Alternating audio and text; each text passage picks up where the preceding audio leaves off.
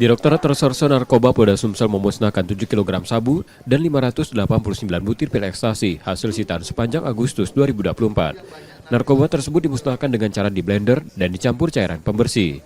Polisi mengungkapkan sabu dan ekstasi merupakan akumulasi dari penangkapan 23 tersangka di berbagai wilayah Sumsel berdasarkan 13 laporan polisi.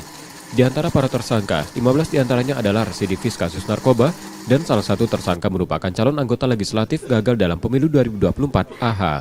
AH ditangkap di sebuah hotel di kota Lubuk Linggau dengan barang bukti sabu seberat 200 gram.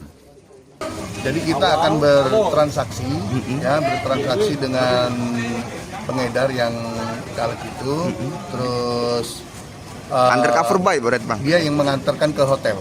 Oh gitu. Begitu mau barang diserahkan langsung kita tangkap. Di hotel di kawasan mana Bang? Di Lubuk Linggau. Lubuk Linggau. Untuk barang bukti yang diamankan? Barang bukti yang diamankan 200 gram. Saat ini para tersangka ditahan di Direktorat Tahanan Polda Sumsel dan terancam hukuman mati atau penjara seumur hidup. Reski Oktora, Muklas Diferensial, Kompas TV, Palembang, Sumatera Selatan.